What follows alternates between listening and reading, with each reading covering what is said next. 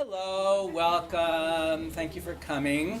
I'm Ed Cohen. I'm a professor in the Department of Women's and Gender and soon-to-be Sexuality Studies. And we're very happy to welcome you here today as part of the ongoing celebration of the 100th anniversary of Douglas College. And this panel is devoted to a little window of the moment of the history of Douglas, and specifically lesbians at Douglas from the late 60s and to the early 1970s. And so I thought I'd just give you a tiny little history of Douglas at Rutgers. For those of you who are Douglas alums, I'm sure know all of this, but actually I think many of our current students don't know this. Which is that Rutgers has a very unique history, which is that the state of New Jersey did not have a university. That's why we're not the University of New Jersey. There were a number of colleges that were in close proximity to each other. One was Rutgers, which if you dial information at Rutgers, it's 1766, which is the year that Rutgers College was founded. And then Douglas College was a women's college that was founded 100 years ago. And Douglas and Rutgers were sort of like Amherst and Holyoke. They were brother and sister schools in the lingo of the olden days. And when the colleges were amalgamated into a university, all of the colleges actually had separate faculties, separate students, separate admissions policies, but were included in, kind of one umbrella organization. But Rutgers at that time wasn't a Research One university. So in the 1970s, the then governor of the state of New Jersey, Thomas Keene, and the then president of Rutgers University, who was Edward Blaustein, decided to make Rutgers into what they called the Berkeley of the East. And in order to do that, they basically had to amalgamate all of the colleges that were separate into one big faculty. So now we have what's called the School of Arts and Sciences, and all of the faculty at the university are part of that. And within that kind of larger umbrella, now Douglas College is the only separate college. It's like Douglas Residential College. It no longer has its own admissions process. It doesn't have its own faculty, but we have a campus and a place to be. In the early days of Rutgers, or in the days when Douglas was an exclusively women's college, like many women's colleges in America, Douglas provided women's education on a variety of different levels. Education was an encompassing concept, and that included not just the kind of study that women were engaged in, but also the lives that women were trying to make for themselves. And obviously, women's colleges in America were really central to the development of thinking in second wave feminism, and obviously into the development of lesbian and gay culture in the period. And so we're very happy to be able to include this aspect of Douglas's history in the celebration of the 100th anniversary of Douglas College. This actually came about in a really random way, which is that Kay and I were at a cocktail party, and Kay was lamenting the absence of the celebration of lesbian history at Douglas, and so I just said, well, I can probably get a room. So here we are. So basically, I just wanted to begin by thanking the sponsors of the event. So Deb Vargas, who is the Henry Rutgers Chair for Comparative Gender, Race, and Ethnicity, gave funding for this. The Dean of Douglas College gave us money for some food. The Department of Women's Gender Studies gave us money to record this event so that we'll be able to have a record of this for posterity, and it will also, K.O. Dendo is helping us put this into the archive of Rutgers so that the history of lesbians at Rutgers will be included as part of the history of Rutgers. And then Ferranda Orders Long, who just is indefatigable and wonderful, did the PR and the setup and everything else. And Susie Kiefer, who is the graduate assistant, also helped organize this. So I want to give great thanks to everyone who made this possible. And finally, I'm just going to briefly introduce Kay, and then Kay is going to take the panel away. I mean, Kay is a force of nature. What hasn't she done? I don't want to know. I've heard some great stories about road trips and I don't know what. But I'm just going to give you what she gave me, which is her official biography. Kay is a folklorist by training. She has a PhD from University of Texas at Austin, and she's the past president of the American Folklore Society. She's written 2 books. One's called Beautiful Necessities, The Art and Meaning of Women's Altars, and another one's called Transgressive Tales, Queering the Grimms. And her current project is called What a Witch. And she says it queerly rethinks and rehabilitates the witch figure. But Kay's writing, her teaching at many colleges and universities around America is only part of her incredibly productive public life. She's done lots of performances, including Muses of Malta, Witches, Goddess, and Madonna, Night Hags, Visitation, Spurning, Fertility, Smashing Tchotchkes. And she's also a musician, and recently has been doing, what were you doing, those queer theory folk thing? Oh, yeah, you didn't even put that on here. But otherwise, queer scholarship into song. Turning queer scholarship into song. And then she's also been part of a rock punk lesbian feminist band called Girls in the Nose, which is celebrating its 33rd anniversary. And I presume are you touring or performing? Yes, we are. And they're performing and touring, and maybe, if we're lucky, she'll break into song. So I want to thank all of you for coming, and I want to thank all of you for coming, and I look forward to a very exciting event. Thank you. Thank you, Ed. Yeah. Thank you so much. Well, I wanted to extend just a few thanks as well to the Associate Alumni AADC of Douglas College, the association, because they really helped us get the word out. As well. We have a newly forming Pride network in the Alumni Association, and there was a first meeting at Reunion a couple of years ago. And actually, it was at that meeting that I realized that we should be doing more oral history of all of lesbian and gay and transgendered life at Douglas College, from the very beginning to where we are now.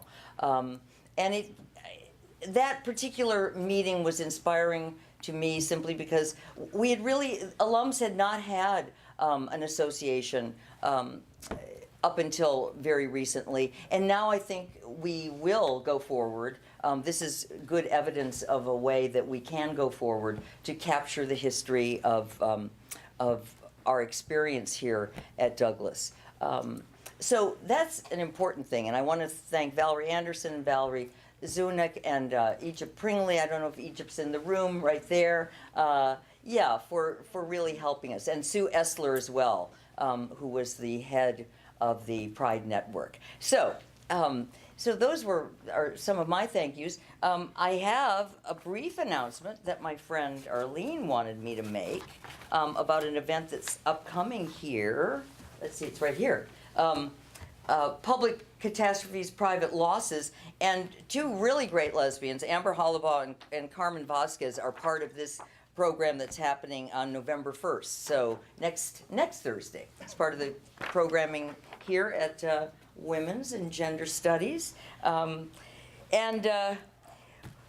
Well, here's the thing. Do you need the microphone, Ken? Should I use the microphone? Yes. Here's the thing. The alma mater, our song, begins like this. I will sing. Hear our voices, alma mater, Douglas College, hail to thee. So we want our alma mater to hear our voices. It's right in the signature song that we sing to hold dear our relationship to the college. Hear our voices. So this panel today is all about hearing the voices of women whose voices were never silenced, but whose voices were never heard either, not in the official record. So a big part of what we're trying to do today is to put women's voices, lesbian voices from a particular era into the historical record for Douglas, and for all of you to be a part of that, because this is an amazing gathering of people. I'm seeing, people like Jan Yoakum, Joan DeStabler, Tippy Tappan, B.J. Ryan, Jan Cunning. There's just tons of Lisa Perrin. There's just a bunch of people in the audience too whose voices can certainly be important ones to be heard as well. So I'm really looking forward to a great discussion today. There will be opportunities for the audience to join in and add to the herstory that we're sort of putting together here for this afternoon. And I want to make sure that you know that we are having a reception afterwards, and then we're also having an after party at the Heldridge Hotel down there at the Ye Olde Triangle at George and Livingston. There's a big fancy hotel sitting there now that didn't used to be there, but we're going to have a little after party there from about 7 o'clock till 9 o'clock. So, just make a whole evening of it. Lots of stories to tell, and really great to be together with each other. So let me begin by introducing our panel. And the way that this is going to work is that I have 4 speakers and 3 respondents, and for each of the topics that we're going to go through, and I'll tell you what some of those topics are so that you'll have a moment to think about things that you might want to add in. So the 4 speakers are Paula Shore, class of 74, Barbara Lee, class of 72, Adria Evans, also known as Nancy Evans back in the day, class of 71, Kay Turner, 71, Rue Watson, she's the baby here, she's class of 77, Gail Walker, class of 74, 73, and Joanne Fuccello, class of 75. Yeah. Okay. So these are the panelists, and let me just say a few opening words about the importance of doing this kind of work. Number one, I think, there's been lesbian erasure, from the beginnings of time. Lesbians have never been counted in. It's been an issue in feminist history. It's been an issue in gay and lesbian history. To a certain extent, go back and rehabilitate lesbian life and lesbian history and lesbian culture. And that is very important work. It's kind of work that is ongoing, as I said earlier.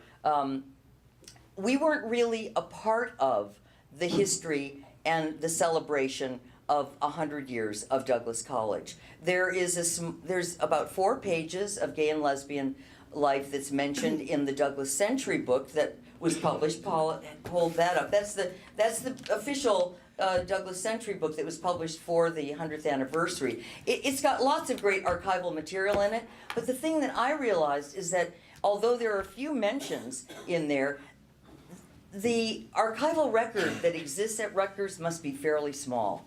There just isn't there isn't stuff in there. And so I really hope that all of you who have materials that you can provide, to different, it doesn't have to be the Rutgers archive.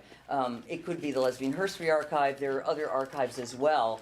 But it's very important to get materials into archives so that when 2 librarians are given the task of putting together a book such as this one, they have material to work with. So that's, I think, the most important local reason why we're doing this panel today. But there's another reason, and that is that I think, we live in very treacherous times in terms of what can be considered fact, what can be considered the truth, who gets to say what is true and what is factual. And so it's incredibly important, especially as gays and lesbians and transgender people are being marginalized by the current political atmosphere and regime that's existing in Washington, D.C. right now. It's very important for us to keep our voices heard, to make our history heard, and to stand up and speak out. And this particular panel gives us an opportunity to do that in a way that, in a way that we were doing it in 1967 through 1977, but it was done as a community of women who were speaking to each other. That's the thing that made it different. We weren't speaking to the world, we were speaking to one another. And so the kind of collectivity that emerged at Douglas, a thriving lesbian community that gave a tremendous amount of cultural vitality and social vitality to the women who were part of it, but also to the world that it went out into. We did remarkable things. We were a thriving community of very active artists living in New Brunswick at the time who, we had New York City just, 30 miles down the pike, and we were doing things here that were equally of value. And it's very important to resuscitate and rehabilitate pockets of cultural fluorescence of the kind that was manifested here in the late 60s and 70s, in places that are not New York, not LA, not San Francisco. Very important to keep that work going. It's not work that is finished yet, that's for sure. So I think that one thing that you might, want to just have, just as a little, I wrote down very quickly just a few things that were happening in the time in which we were at Douglas. So this is just a snapshot of 1968. Both Martin Luther King and Robert Kennedy were assassinated. The Miss America protest took place in Atlantic City, run by Robin Morgan and Flo Kennedy. They had intended to do a trash fire, but the trash fire was not allowed. They wanted to burn everything, girdles, bras, and a bunch of other shit, but it in the end didn't happen. They just threw things into the trash. The Democratic Convention in Chicago produced riots. The war and resist movements were very, very active, and a number of us, and I think some people will speak to this, a number of us came out of the left and then moved into lesbian feminism, during the time that we were at Douglas. A couple of other little things, Stonewall, 1969. So my college experience and Adria's is kind of a, seesaw, right? We entered college in 1967, we graduated in 71, so we had 2 years before Stonewall and 2 years after Stonewall. And I think some interesting things can be said about that. The only lesbian organization in the United States at the time was the Daughters of Bilitis. Daughters of Bilitis published a magazine called The Ladder. And it went through lots of different editors with lots of different ideas. Barbara Greer was one of the editors. It became a lesbian feminist publication at a certain point along the way. But it was the only source for lesbians in the United States up to the point at which, in the early 70s, again, there was throughout the country, and very importantly here in New Brunswick as well, people started publishing stuff, self-publishing ideas, and there was an amazing print network that developed in that period and lasted till about the middle of the 90s. So about a 25-year period. And then the founding of the Lesbian History Archive happened in that period too, in the 70s.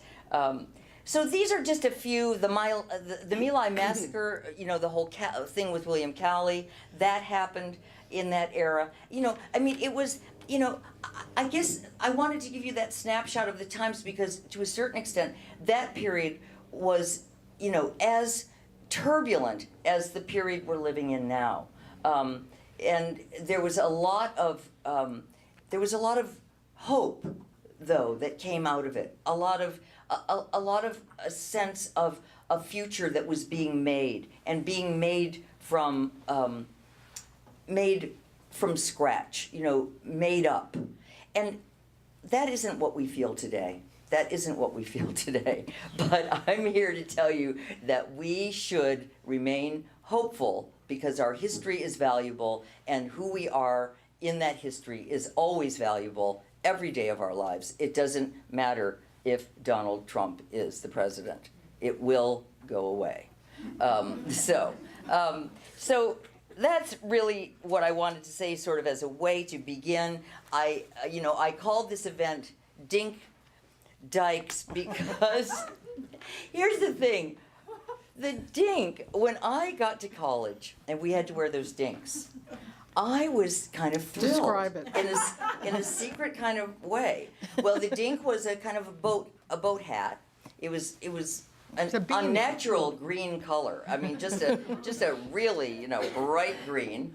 It had your class on it. Said DC 71 for mine, and you had to you had to wear it until Sacred Path, and then you got to throw it off. But the thing that was really interesting about it, as I thought back, is that it was really, I wanted to be marked. I wanted to be known as something, and to feel what it was like to be given a name. Because when I came to college, I was already, I'd already had my first relationship with a friend in high school, but it was very, very secretive, and it was very problematic in many ways. So when I got to Douglas, and we had to wear those green hats, that was the queerest thing I ever thought could happen. It was just so, it was like wearing, I don't go out with girls anymore, boys anymore, I don't intend to marry, I only go out with the girls I adore, wee, I'm a fairy. Remember that one? That was for, you had to, if you were caught wearing purple on Thursday or something like that, in then high school. you could be accused in your high school of being, being a les, So I was like, oh, they give us these hats and we're already, we step up, we just have to step up. So yeah, that was my little interpretation of the Dink, and there are others, I'm sure. All right, but the way that we're going to do this today, just to give you all a little heads up, we have some topics, and we have our four panelists who are going to respond on those topics, and then our responders who can respond to the panelists. And then you all can join in as well. So the idea here is to get our conversation flowing, and then hopefully to, break it down and perhaps not even need much of a structure. Hopefully we'll just start, moving into the material, and everyone will have a lot to say. But here are some of the topics. Cultural creativity, driven by lesbians on campus and off. Then Douglas campus politics, the end of curfew and things of that nature. Sex and love. Douglas Dykes did our own part to promote sexual liberation for women. We'd like to hear something on that topic. Faculty and staff allies.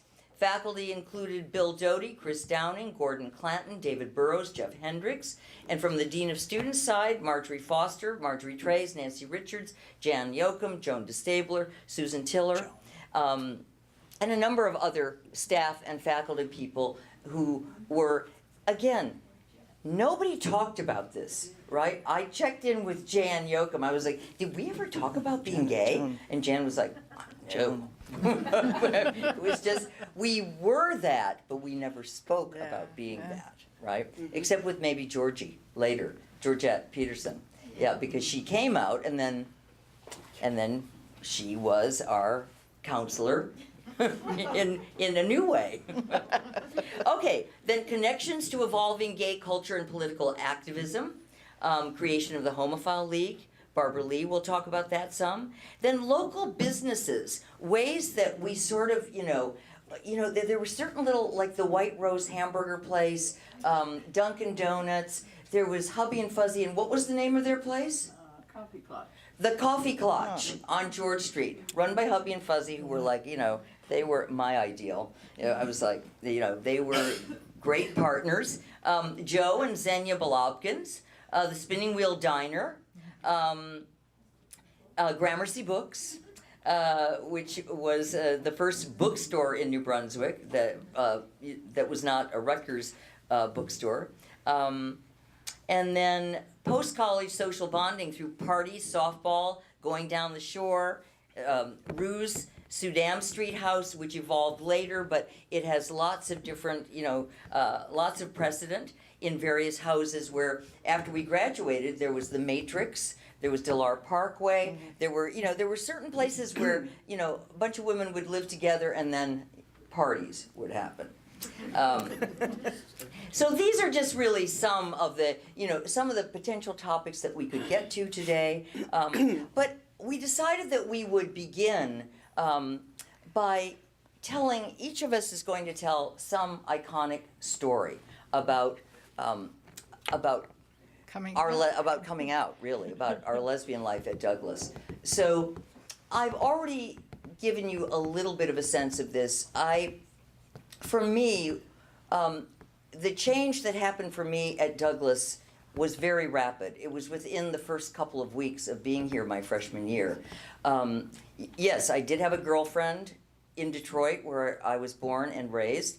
So I was an out-of-state student. My mother and aunt brought me to Douglas and drove me across, Ohio, Pennsylvania, and into New Jersey. And suddenly they were sort of getting a sense that, oh, where is she going to college? This was before helicopter parenting, where to a certain extent I think parents were like, oh, okay, we're going to be doing this college thing now, and she's going to get dropped off at college. Like, where are we? And one of the questions my mother asked me was, are we near New York? And I was like, no, we're not near New York. I don't know where New York is, but it's not. No. So I was already in trouble with my mother because she had discovered this relationship that I had with this friend, Carlene. So there was a lot of tension. The drive was terrible. I remember it being very painful, and I sat in the back seat and didn't say very much. And then, the moment happened. I was deposited at Woodbury Hall. And my mother and aunt went away. And basically, they went away for the rest of my life. You look back and you go, oh, that was the moment where really I never went back to Detroit. I mean, I loved my mother and my aunt, my father, and everything. We came to terms much later. But in terms of that moment, I went upstairs. I was on the 3rd floor, and my roommate was April Lee, and she was from Newark, and I just was like, oh, wow, I'm going to live with April Lee instead of, my mother and father. And that looked good to me. That looked really good. And so, coming to terms with that moment and, sort of the separation from my family and everything, back in the day, everybody smoked, and we had these smoking rooms in all the dorms. So I wandered into the smoking room, and who was there but Joanna Labo, smoking, class of 70, smoking, I don't know, Newports. I think she smoked menthol at that time. Yeah. She was smoking, and she had her guitar. And so she was plunking away on her little guitar, and I was like, oh, hey, how's it going? And, she goes, do you sing? And I was like, yes. And so she started up with 500 miles, 500 miles. And we sang 500 miles until the cows came home from the ag school. We sang every song we could think of that we knew. And little did I know that Joanna was already in a relationship with Linda Robinson right down the hall from me. That had to be discovered by me in my enthusiasm, padding down the hallway in the night, because I was like, I got to tell Joe something, and just like bursting in to their room. No locks on the doors, and and they were like, whoa, what's she doing? And so I came into my own, and I realized what was going on, and I thought, okay, that's looking good. So then I had the moment, and this was the moment that really changed it all for me at Douglas College, was that I had the meal ticket, the room and board. So our dining hall was Nielsen, and I just looked at Nielsen Dining Hall when I was driving in tonight. And you know that, some enchanted evening, well, some enchanted meal ticket was sort of what happened to me.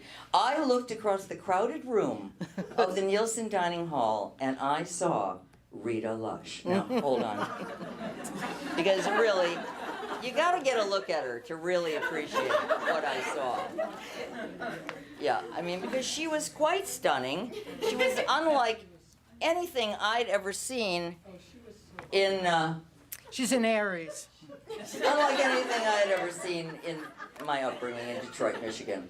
And I saw her and my heart just went boing. I was like, what's that? Yeah, well, it turned out she lived 2 doors down from me. I was like, oh my God, she's like 2 doors away. So I began my campaign. My sad little campaign, I'm telling you it was. I had been the Christian education director of my church youth group, and I had a notebook that was like about this thick, full of all my little Christian education ideas that I brought with me to college. I don't know why, but I thought, I will impress her with my notebook. Oh my God. And so I knocked on the door, and you could smoke in your room. So Rita came to the door. She was smoking a cigarette, and she was like, "Who the hell are you?" I was like, "I just thought maybe you might enjoy talking with me about some of my ideas."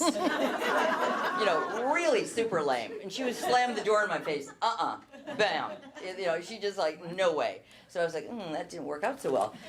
So it went on for a while, but then there was all this stuff happening at the time around curfew, because we were all trying to end curfew. It had just ended, right before I came, it had just ended that you didn't have to wear dresses to dinner anymore. So then curfew was... Sundays. I have to okay. add to that. Okay, curfew was the next thing to go.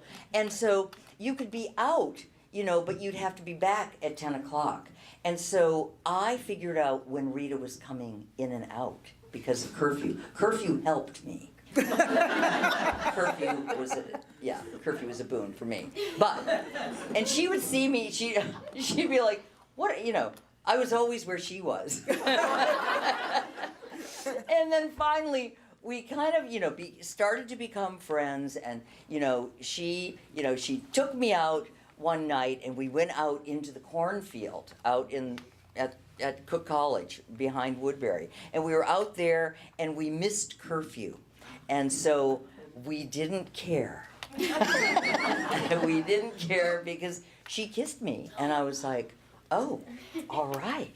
My stalking behavior is paying off big time. And that was that. I mean, then what happened was in that period of time, those 2 years at Woodbury, she was class of 69. And in that period, we had on our hallway had 3 couples. Then the hallway across from us had, I think, 4 couples. And so it was like, it was really a hotbed of, Leslie love that was just like going like crazy at the time. And, what in the end then happened to me was it went a little too far, and I was found out, and I was taken to the dean's office and sent to a psychiatrist. Which happened back in the day, and the psychiatrist was a man who was quite large, as I recall, and kind of intimidating, and you had to sit with this guy for like 45 minutes, and I said nothing.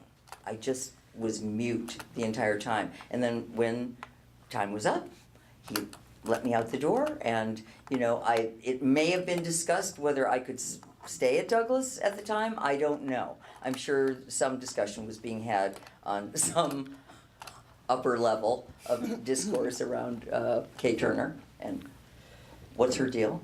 So that's my story. That's my little iconic story. You want to say your name, your class, your major, and all the stuff we're supposed to say? Yes. For the record, I am Kay Turner, class of 71. I had a double major in philosophy and literature. And, Okay. yeah, yes. Where is Tina Lush today? Where's Rita? She's in San Francisco. She's in San Francisco. Yeah, we're still in touch. Yep. She's in San Francisco. All right, so I'm going to pass it along. Can you imagine following Kay Turner in a conversation? Hi, Vay. So my experience is Who are you? Go direct. Oh, who am I? So Go direct. go direct. Yeah, go direct. I don't want to go direct. I want to go sideways. Adria Evans, class of '71. I am a New Yorker, born and bred, and my major was English. English is a great major. Okay. The way Kay talked about coming to school, already having had a relationship, was a different experience. And I think for all of us, or for each of us, you know, our lives are precious, and those moments that we have and the realizations we have are significant. And, you know, I honor mine. I hope everyone, you all honor yours. I started school like Kay did in '67. The music was Respect was on the radio. The Tallahatchie Bridge song was on the radio. And it was the year of Sergeant Pepper. I came out of a high school in Long Island. I had smoked pots, dropped acid, and had intercourse. In my junior year of high school, I was lent the book, The Well of Loneliness. The Well of Loneliness, if you don't know, is from the 20s. It's one of those old classic lesbian books. And often all these same-sex books, there's a very urgent protagonist, and as there was in this case, who has a tragic end, or at least the relationship ends. The love happens in the relationship. And I read that book, and I did not identify. So I came to school, came to Douglas without consciousness. And when I think back in this era of now 50 years ago, I think that there was, there were three components. There was passion, there was discovery, and then there was sort of questioning, rebellious, and daring. Things were very open. Ideas, like feminist ideas, were not even formulated. There wasn't language. So my coming out to myself story is because of curfew. If you didn't come in on time, you had to stay out overnight. So I was when I was in school, there were Rutgers guys who had apartments, and I had a bunch of women friends, often first and second year students. This was the winter of my first year, so '67, '68. And I remember at night we were at an apartment, and you know, it was late. We all missed curfew yet again. We're sitting around a table. The pot delivery had come in. We were rolling joints, we're getting the pot ready to go, and, you know, just sort of living. It wasn't strong the way it is now. It wasn't. But I liked it. Smoked a lot of cigarettes, stayed at home. So I'm sitting, and at one point, I'm sitting next to my friend, Janet Cohen, beautiful, dark brunette, gorgeous skin, clear brown eyes, clear white teeth. And I looked at her, and I just felt, I called this one of my stoned revelations. I looked at her, and I felt, whoa. It was like that. It was this sensual awareness. And I said, well, of course I feel this, because I'm a sensitive woman. I'm as poetic as hell. And I had many of those feelings for my girlfriends. And then it was, no, that's not it. And so that was like this moment of coming out to myself. I looked around, I don't feel like this about Irwin, who's like a fuzzy teddy bear. No, it was an awareness. So Janet is straight. She's still a friend of ours, happily married, and her sons have just gotten married. And I remember like that night passed, and some people were going out at dawn for like a milk and cigarette run, and I was like, stuck to the sofa. I couldn't move. It was just this realization. And then like my active desire like came on me and the way I was looking around. So I didn't connect with people the way you did. And then that fall, October 8th, 1968 to be exact, I just celebrated my 50th anniversary of coming out. And I think I lived in Nicholas then. And I was sitting in this big living room area. And this woman comes up to me. This is Rita Meyer's class of '69. And she approaches me and we're talking, and you could feel like fire. It's like she touched my leg. I felt fire. It was an amazing feeling. And then she kissed me, and it was a jolt. But it also was, I was like a little afraid. And then we separated. I think her roommate came looking for her. That's what happened. I remember that. And so that was it, and I fell in love. And it was just it was October 8th, but it was this time of year. It's like the wind had turned cold, the leaves were turning, there was that sweep of the weather that we feel now, and like that was it. Like what Kay said, yeah. I didn't know if we would get thrown out of school. We tried to get together, her roommate was going off for the weekend. A lot of sneaking. You got to be very acrobatic, jumping out of beds. Very good. We were very quick. And I just remember they were always, and didn't have language. When I came out to myself that first night, I thought of myself as like, oh, I must be a homosexual. And I got like really faggoty. In my mind, there was this faggoty kind of gesturing. It was interesting. It's like that's where my level of consciousness was. And that lesbianism and feminism came later. My experience of feminism also was like very like a conversion experience, and we'll talk about and that we will later. talk about that later. Right. Okay. Thank you. Thank you, Adria. That was great. Hello, I'm Barbara Lee, class of 1972, Trenton girl, born and raised. What's the matter with my chair, Paula? Oh, God. I knew there'd be a problem. You're standing on it. You're standing on it. Thanks. Okay. What was First your of all, major? Oh, I was a religion major. All right. Yes. Okay. It was, at the time, the most radical department on campus. It's a great department. I have, first of all, to say that I'm really honored and I really feel privileged to be a part of this panel. It is about time that this has been done. And I feel humbled that my story is going to be told here, and everybody that I look here, and I know half of you or more, you have your own wonderful stories of coming out that I'm sure you would like to share, and I hope that there'll be an opportunity to do some of that. But let's start with prologue, okay? Little Barbara Lee, born in Trenton, a little bit rebellious, refused to wear pants that didn't have a zipper in the front. Much to my mother's credit, she went along with it, much to her dismay later. I had Barbie dolls. I still like to play with Barbie dolls. I had 2 girl Barbie dolls and 1 Ken, and the girls got a lot more attention.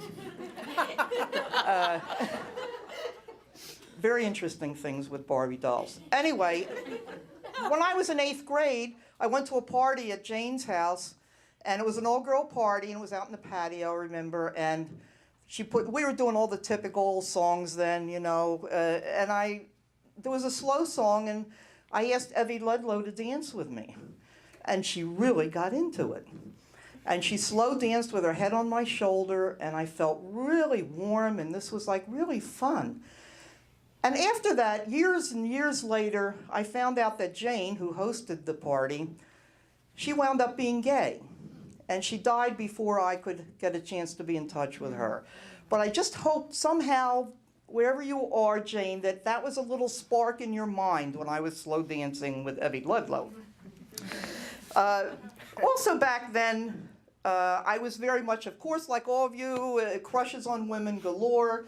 Not really knowing how to translate that until my boyfriend at the time took me to see Therese and Isabel. If any of you have not seen that, it was a very, of course, foreign, sexy movie, and it suddenly, light bulbs went off. This really could happen. I wound up going to Douglas. Again, I didn't have much choice or thought about it. My mother really wanted me to go there, and the idea, like Kay said, of curfew meant you were locked in with all these women all night, every night. Locked in. Why were people complaining about this? You had to sign out where you were going.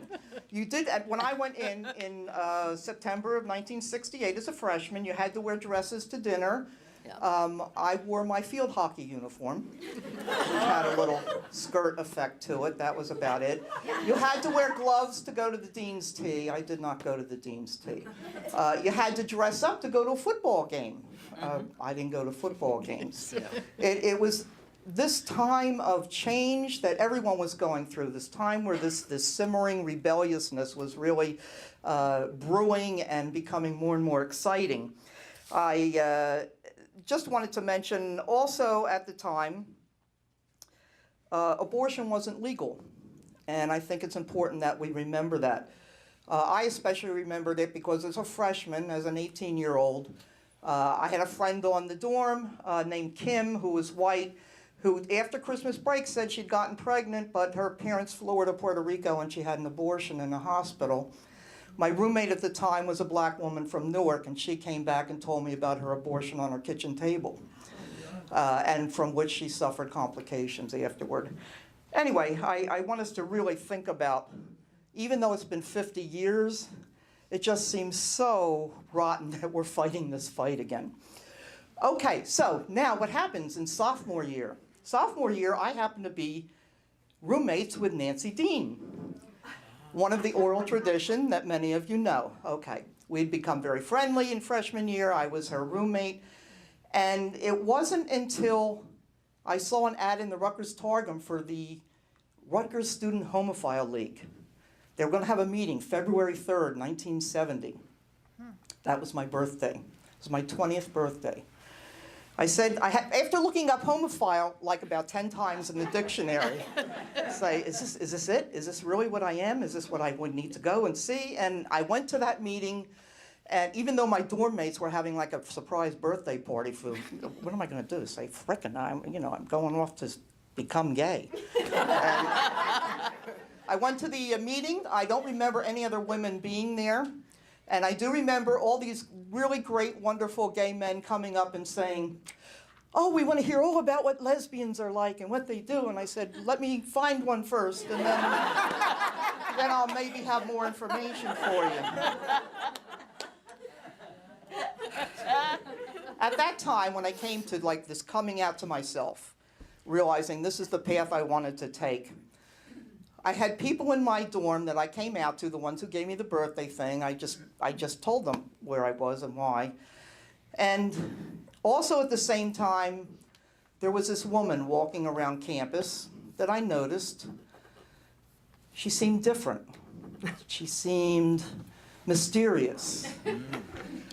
She had an air about her that was, I don't know, just exuded intelligence and awesomeness and sexiness. That woman was Nancy, then Adria Evans. So at the time, Just from being Jewish. Adria didn't know it, but I and some of my dorm mates set up a pattern of stalking her. Again, another, not creepy, but stalking story, yes, where they would tell me what building they saw her in, what class they think she was going to, where she was living, who she was seen with. And I just knew that I had to, I thought it was probably a lesbian. I had to find her, I had to connect with her. So, much to my delight, we wound up being my sophomore year in the afternoon, second semester, in the same, was it a bio class? It was some kind. Was that Bioman in Society? Bioman in Society, of all places. Bioman. Bioman in Society. And we smoked in class, and we both wound up, she would sit in the back, so I kind of like would go over and sit down and be cool, smoke. Yeah, okay, all right, cool, that's all right, And then I'd miss a class, and I say, hey, I missed a class and I need the notes. Sounded good. Anyway, she says, well, if you want to come to my apartment, so, I don't know, Saturday morning or something. I don't have the head for details because I was on drugs a lot of this time. But she said, come to my apartment, you can copy the notes there. And this happened to be down on Nielsen Street, and it was a famous apartment complex right where the Hyatt Regency stands now. So I went to the apartment that morning to copy notes. It must have been early because I think you were in a robe of some type. I think I owned a robe. Well, something. Something. And I'm sitting in this little kitchen table with my back to the stove. And I hear this other woman coming up out of bed. Well, I presume it's early. And she and Nancy, I hear Nancy saying, good morning, honey. And they're they're making a fried egg. Do you want 2 eggs? Do you want fried? And I'm copying notes. And I'm copying notes. And I'm getting thrilled and thrilled to no end. As I know they're hugging. I know they might be kissing. They're hugging. They're hugging. They're there. They're together. This is real. And thankfully, I think I passed that class. That might have been one of the few. But anyway, I wound up then, even though I knew she had this girlfriend, I still followed her. I followed her because now I knew her. Now we had a connection. I'd gotten her notes. And I think we walked in the same cornstalk field, didn't we? Out in... We're all out in the field. Out in the field, right. All out in the field. A lot of field work. A lot of field work, yes. But we made a whole day of this mythological journey. I was able to even write a paper for it in my religion and mythology class or whatever. And from that point, we went back to her apartment or wherever you were at the time, and we did finally kiss, and we did finally wind up in bed. And it was just a wonderful opening to my world. And I want to thank you. Who's your first word? I only heard this today. This is very weird. Paula Shore, introduce yourself. Hello, everybody. Paula Shore, class of '74, history major, born in New York City, Bronx, New York, and I'm 65. Well, the first thing I want to say, as far as the development of my sexual orientation, or of my orientation, is that Kay Turner was my freshman orientation chairman. And you will hear how she threads through me developing my lesbian identity. Well, the first year I was at Douglas, I was actually a commuter, and as I look back on this fact now, I think that part of me was not really ready to grow up.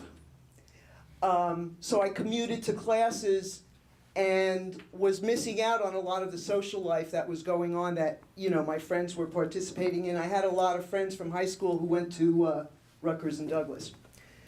Well, the first thing that affected me greatly, I went to the New Haven Women's Liberation Band dance, which was held at Douglas, possibly at the gym.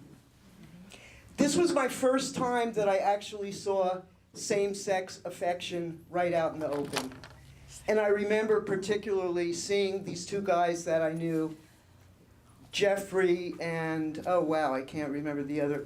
Anyway, I saw them kissing passionately, and I have to say, I was really shocked. I was really kind of upset. Not in a bad way, but just kind of like a little earthquake happened. And that night, I think I actually fled from this dance, drove home, and I had this memory of like sitting in my parents' rec room, making believe I was watching TV, but in my head, all I could think about was, and I don't know why this term came to me, but it was, breaking the golden rule. When I came to college, I was really repressed and had never had really experiences of physical intimacy, so I was like a real baby.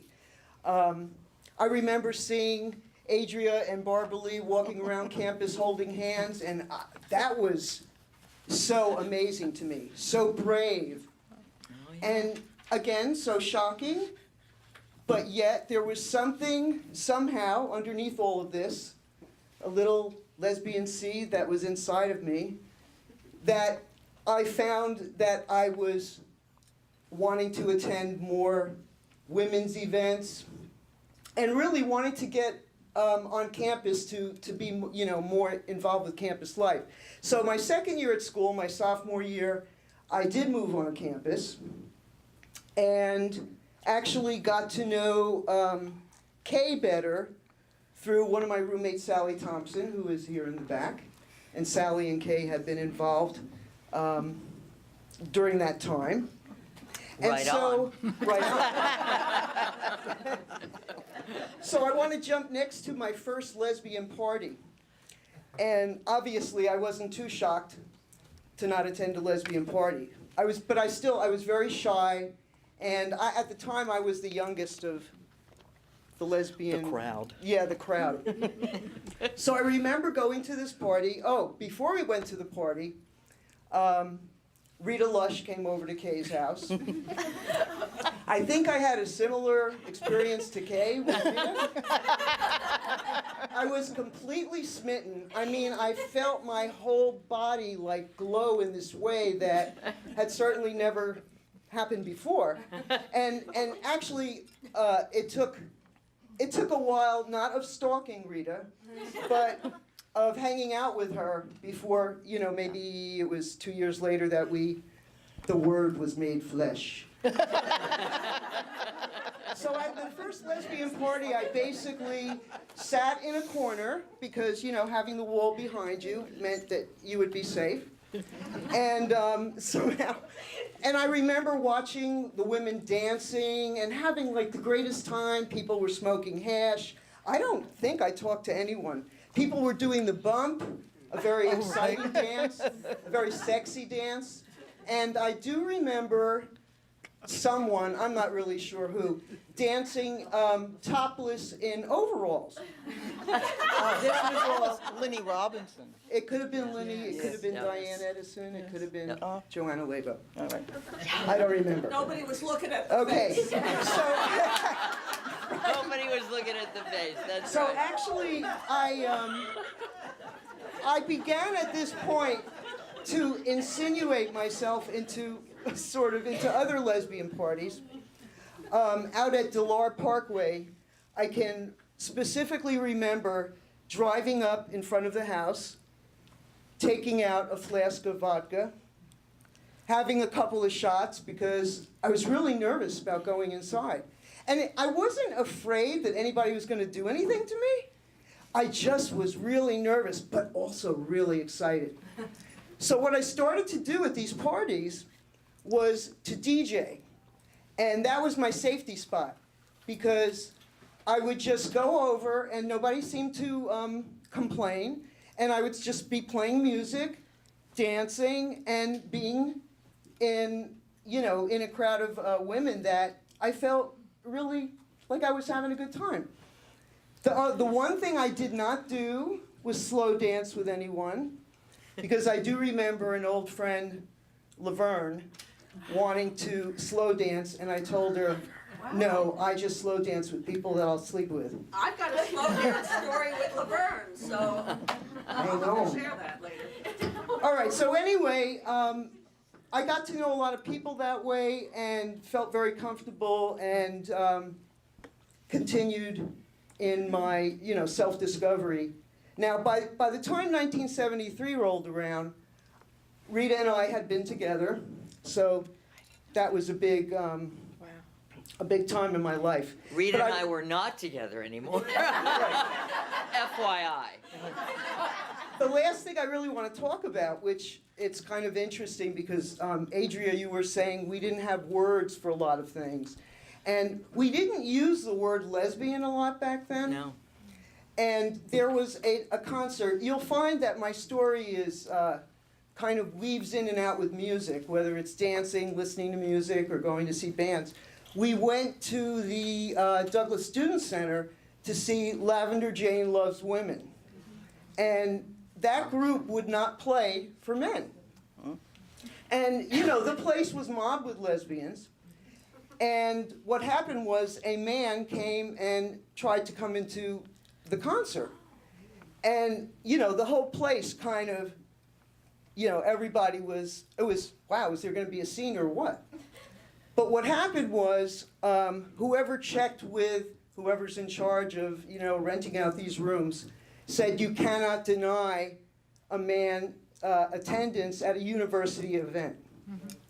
Anyway, right in the middle of all this happening, Kay starts yelling, "I'm a lesbian! I'm a lesbian!" And I was sitting there, I have to say, I was sitting there, I was laughing hysterically, and at the same time, I was pretty nervous too, because, but what is she doing?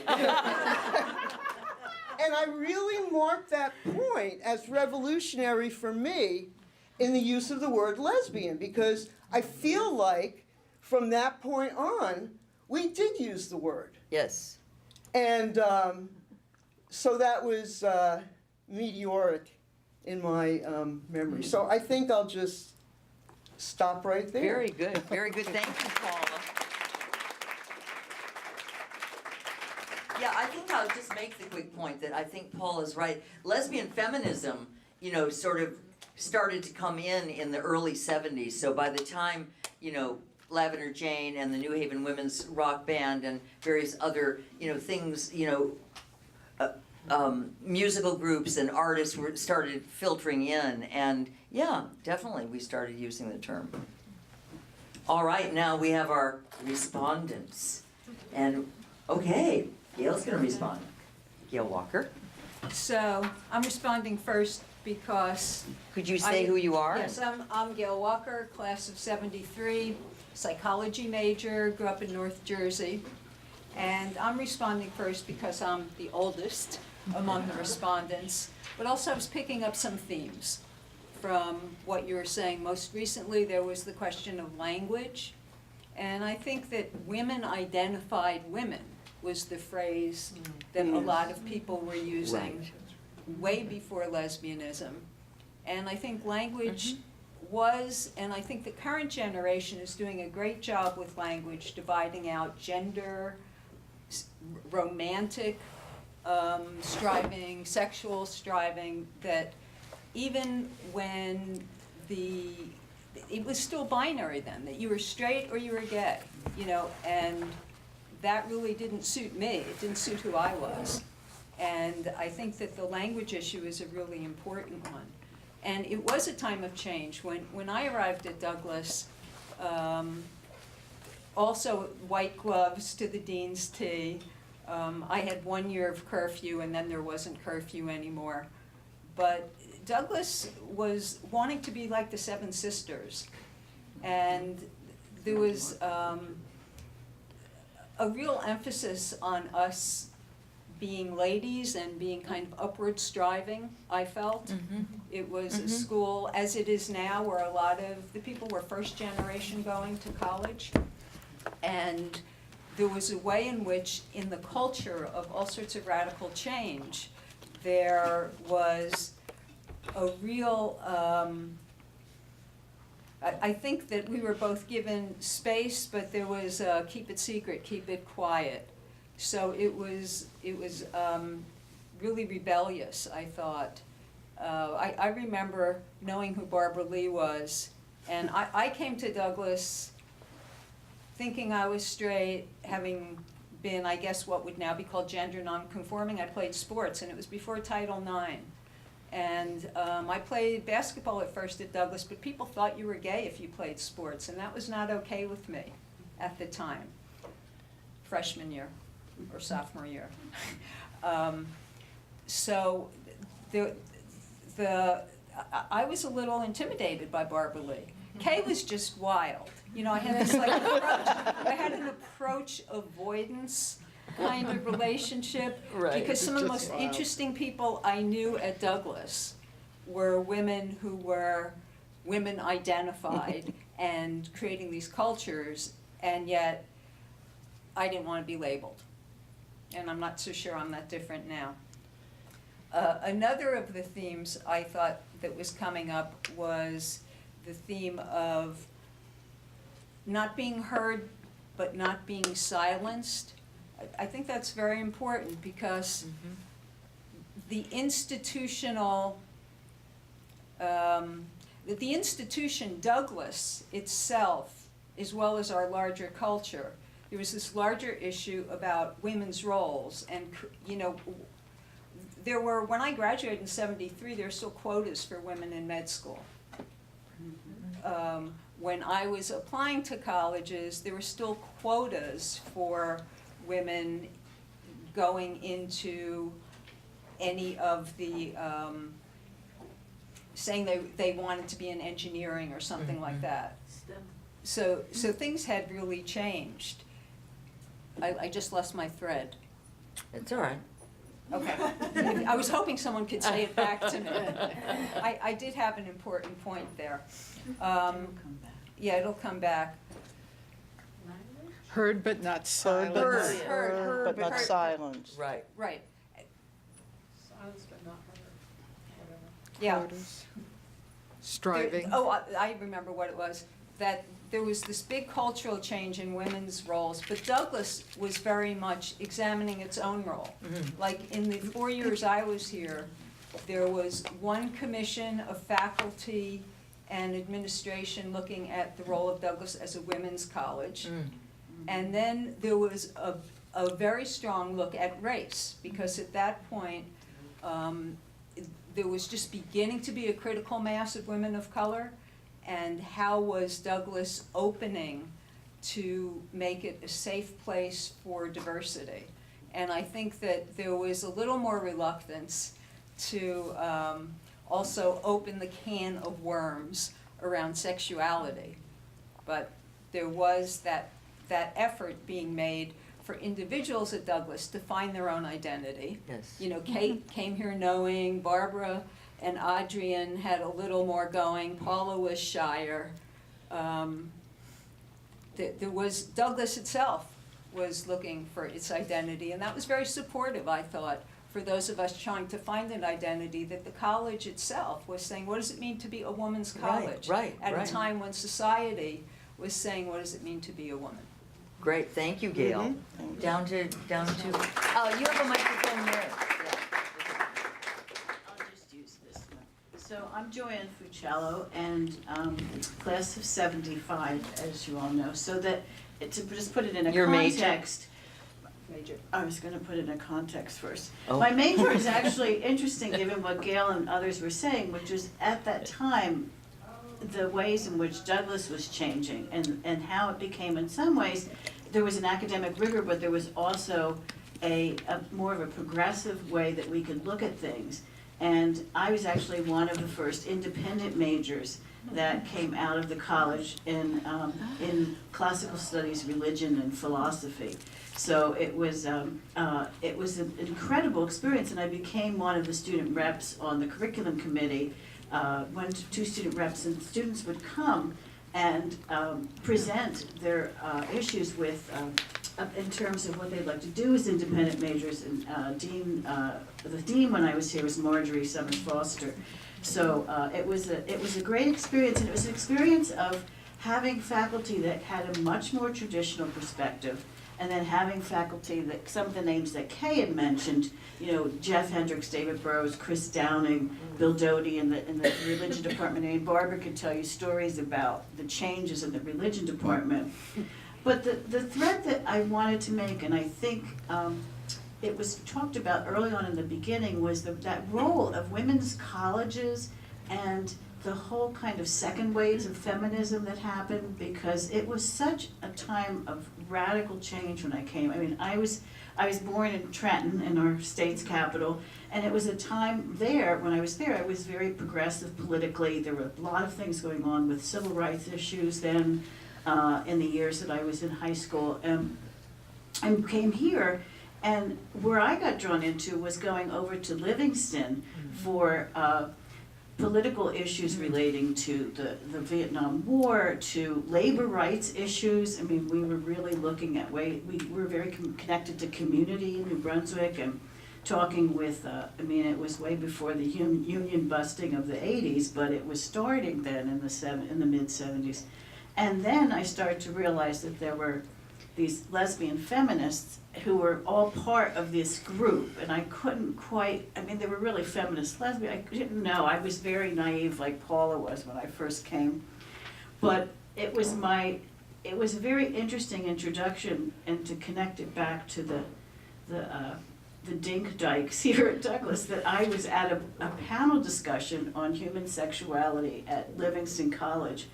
And two of the lesbians on the panel, one of them was Adria, and the other was another woman that she, I think, was with at the time. And I started to think, Who was that? well, this is interesting. It's sort of like enlarging one's scope in a very different way. And then I started to see this leitmotif in my life, which was the guys I were dating all were coming out to me as gay. And my women friends that I was meeting at Douglas were saying to me, why can't you be a man? Like, I don't understand, it's really hard, like, I love you so much. So I had to come to terms with things, but I think for me, it was the other piece that Kay talked about, which I think we're gonna touch on as a panel, which is the extensions of the lesbian culture and the lesbian life and the feminism here at Douglas during that decade, where between the Voorhees Assembly Board and the speakers that we brought in, the incredible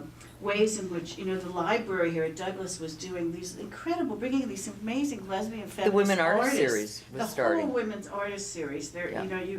And I encourage, it's so great to see some of the younger folks here to look into those aspects of the history. I don't know if there's archival research about it, but it was a very, very vibrant time here. I mean, we brought in people, like Kate Millett was here, Susan Sontag came to speak. Adrian Rich taught. Adrian Rich taught here. Brad and I took classes, and I'm sure a couple of people here, we studied with Adria Rich, and she was working on the poems that were included in A Dream of a Common Language, which, again speaks to this issue we were talking about, Right. about finding the language to explain, to identify each other and who we were. So I can only say that I so appreciate having the opportunity to be up here, and I loved listening to these stories. I do have to say, my experience with Rita Lush, I had my first crush on a woman at Douglas was this beautiful woman. She was a dance major. And the next thing I knew, she was with Rita Lush. I knew I lost that one. But she's a recurring theme, Rita. So I'm going to pass off to our youngest member, who's class of '78, Rue, and we'll get her.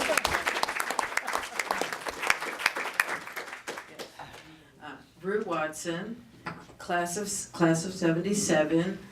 I came from a poultry farm in South Jersey, African American, and I had come out around 17, 18 in Atlantic City with a bunch of drag queens. So my experience with being a lesbian was very tentative. The lesbians at that time in New York Avenue in Atlantic City were trying to decide whether I was butch or femme, and I didn't understand what they were talking about.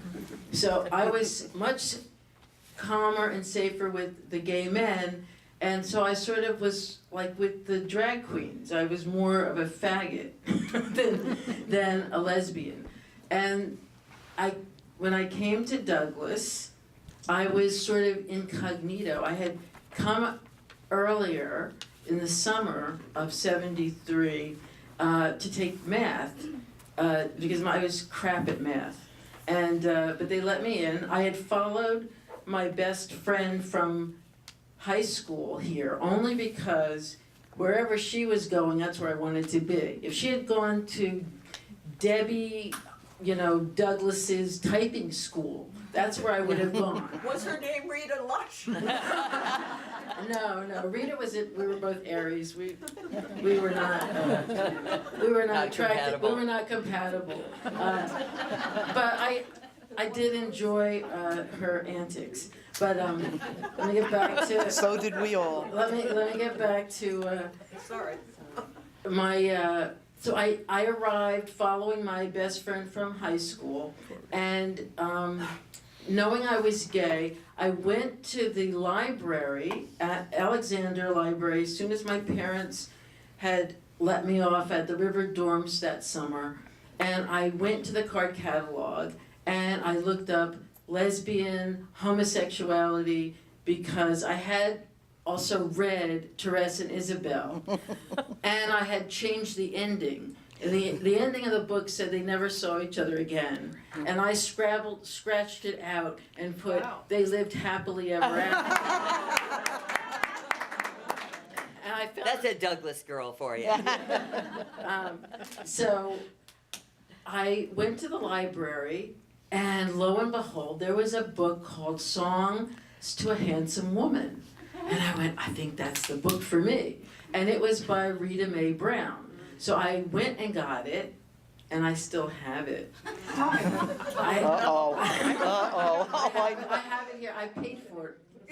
Believe me, to get my diploma. The librarians all cringed. I did have it. So I saw this book. I took it back to my dorm and I read all the poems and I dreamed about them. And then someone had said, looking for gay people, because you go to New York City. So like a couple of days later, I got on a bus, I went into New York City, and it must have been a Saturday because I was rolling out downtown in the village looking for gay people, and I went to this firehouse, and out of bizarre and wonderful circumstance, there was Rita Mae Brown giving a reading, and I went up to her and I was like, a squirrel with a nut. Like, you're Rita Mae Brown. I just read Songs to a Handsome Woman, and I recited a poem, and so we became very good friends at that time. And it was just, wonderful. So the Alexander Library was my entree to figuring out how to negotiate being a lesbian, what a lesbian was, and I found the lesbian I was looking for. So I go home and come back in the fall. So I'm a little more savvy. I know where to go. I don't know that I'm gonna find lesbians at Douglas. I had no idea. And so like 2 weeks would go by, and I'm being stalked by Charlotte and Lisa, parent. And they come up to me and they go, "What's wrong with you? We've been trying to talk to you. You're gay. What's wrong with you? You're supposed to sit with us." And I'm like, okay. Lisa, are you here? Is she? Lisa's here. Lisa, do you remember that? No. You guys came after me, and were like, "You're supposed to be with us." So I started hanging with them, and then they led us to the Douglas coffee houses, where I come in with them, and we go to this coffee house, and it's risque in the oral tradition, and there are these amazing women in negligees, high-top sneakers, and they sing a cappella. They were singing, I heard it through the grapevine, and they changed all the pronouns to women, and I was like, yes. Yes. They have a little fake telephone, and they go, Joe is calling, a K, and it was just really wonderful. And then there was Carol Sanchez, the patron saint of Douglas lesbians. She, bless her heart, come early, stay late, Carol Sanchez. Yeah. She was the mother of us all, and she was in charge of the Voorhees Assembly Board, and we brought in every artist, every writer, every poet, every woman of anything you wanted culturally needed to see and know and be inspired by. She provided access to them. We would usually have dinner with them, and then they would have a big lecture or discussion at the Voorhees Chapel. There was Anta Sankishange, there was Robin Morgan, there was Anne Sexton. the Anne Sexton story is legendary. Yeah. Yeah, Anne Sexton. Anne Sexton came into the chapel wearing the most gorgeous red gown I'd ever seen on a woman anywhere. She floated like an angel down the aisle, and then she read to us. It was mesmerizing. And then we find out that Carol Sanchez and Anne Sexton were missing for 3 days after that. Say no more. Say no more. So, All right, we're gonna move it. okay, Okay. that's it. All right. Thank you, Rue. Thank you. Yes, that is a legendary story of Carol Sanchez, who she was kind of like our, she was not a drug dealer. She was like a culture dealer. Yes. Like you Yes. went to Carol and you were like, hey, I've been reading a lot of Anne Sexton. Do you think you could get her to come, for chapel? And and Carol would get all these people to come. It was fabulous.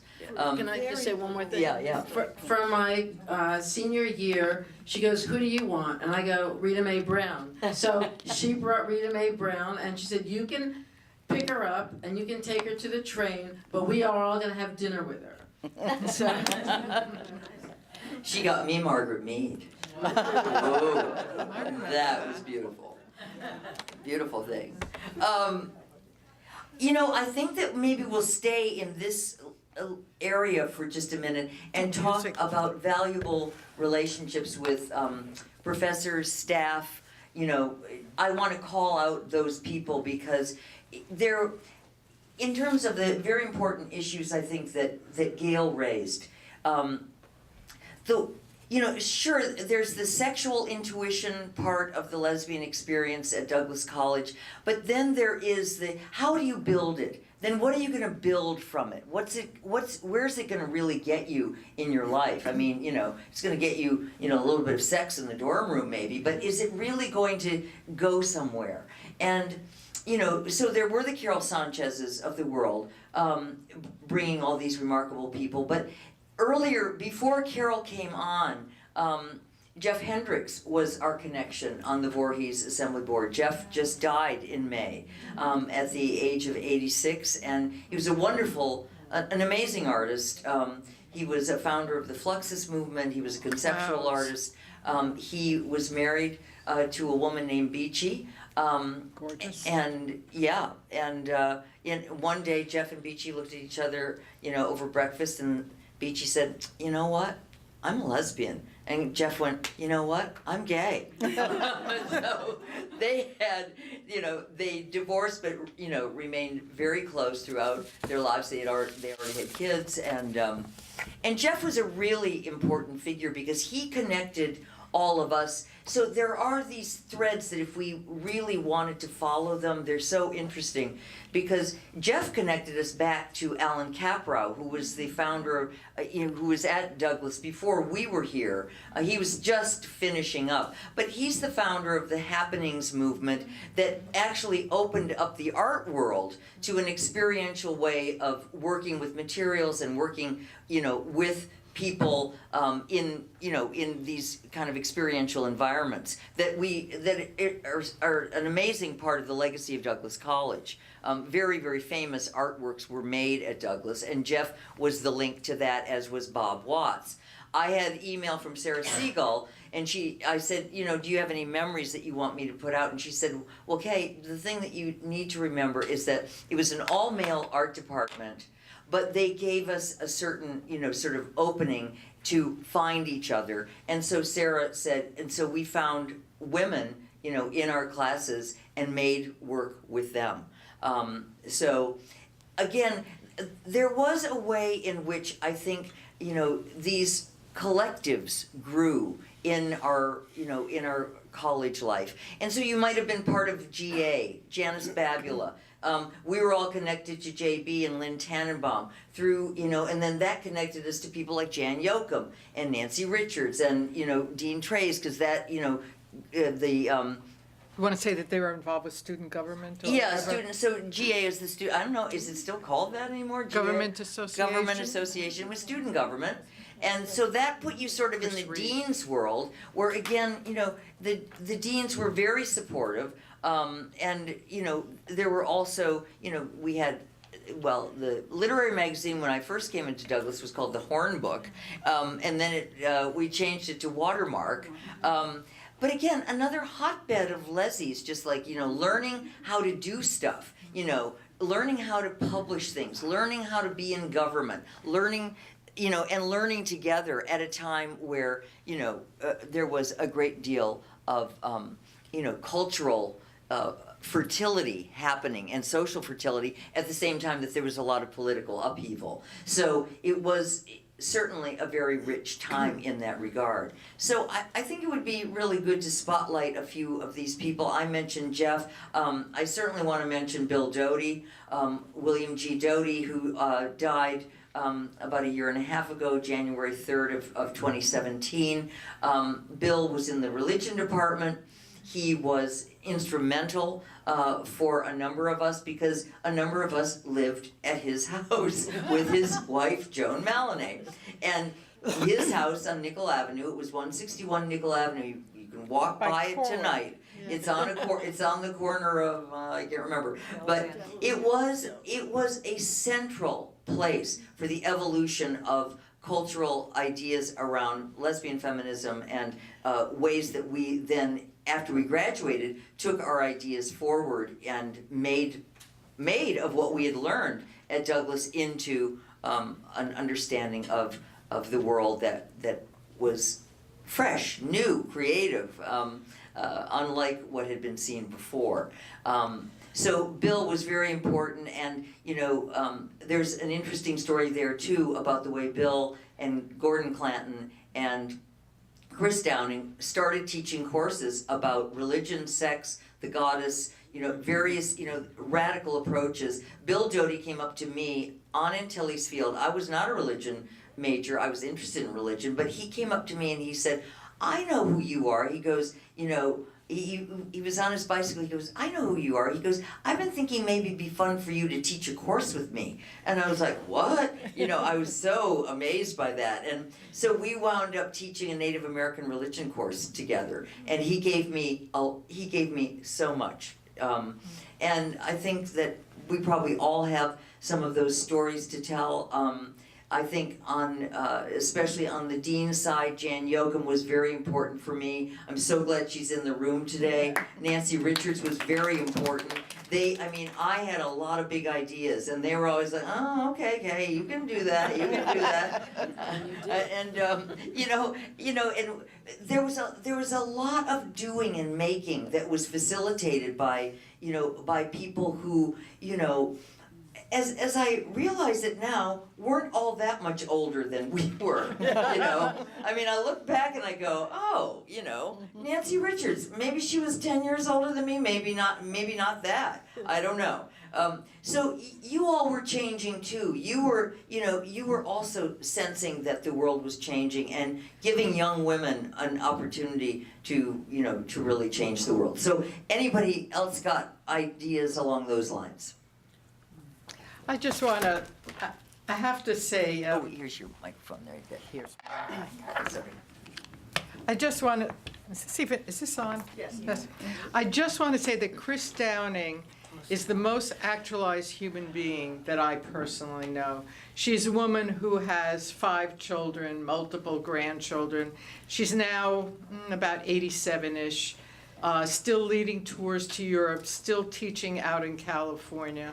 She lives both in California and on Orcas Island. I actually see her. She's a very dear, smart woman. And there are many.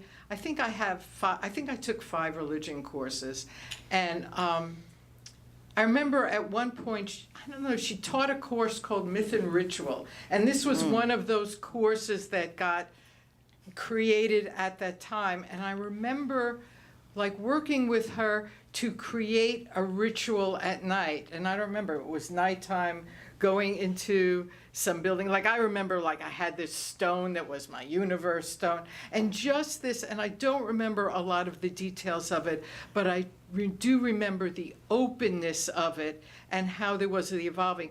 After that, now she has many, many books out, but her book, The Goddesses, came directly from that period. That was her first of just many books. And the tours that she most recently has led in Greece and Sicily continue to be both mythic and a very mythological interpretation and understanding of time and place. So it wasn't just, I think what I want to say, it wasn't just students evolving, everyone was opening. This was a time of change and a lot of awareness. You know? Yeah, go ahead. Well, on that note, I always had my camera with me, and I was going to the library, and all of a sudden I see a group of women with masks. They have staffs, and Kay is got this cornmeal, and she's doing some type of, and I go up to her and she goes, shh, don't, and so so I get on the steps, and I'm watching, and then all of a sudden about 30 other women come and sit, and Paula and Kay, and I'm sure some of the rest of you in here. Tippy and Carol were there. All have, Brad was they there. have drums, probably Bonnie Devlin. They're drumming, they're using cornmeal, and I think it was a consecration of the Douglas Mabel Smith Library wing or something. That they did, and it was the most unique and interesting thing I'd ever seen, and I do have a lot of photos of it.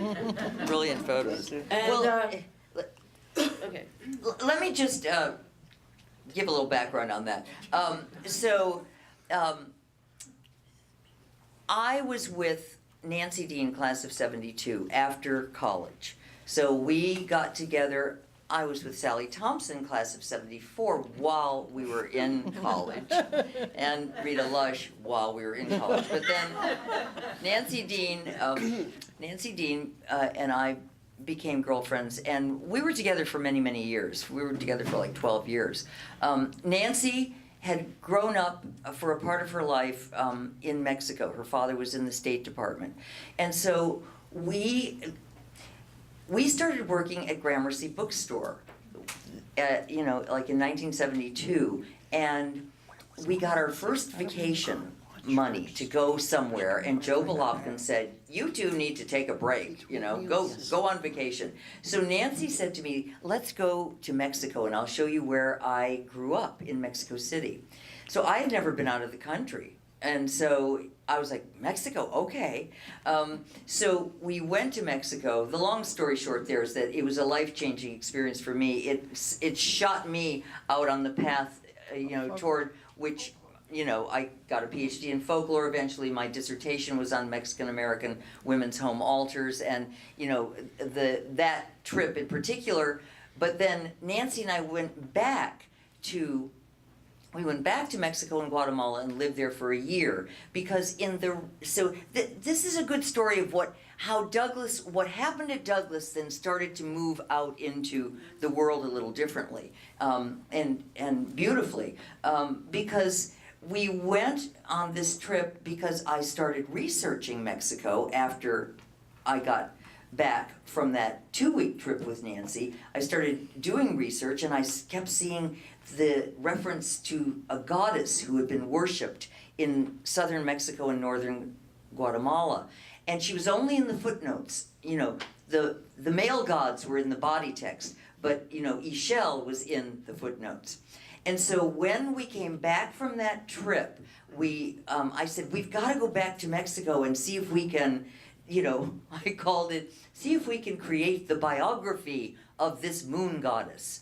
And so Nancy was great because she'd do anything to just go on vacation. Nance loved vacation, and I loved vacation too.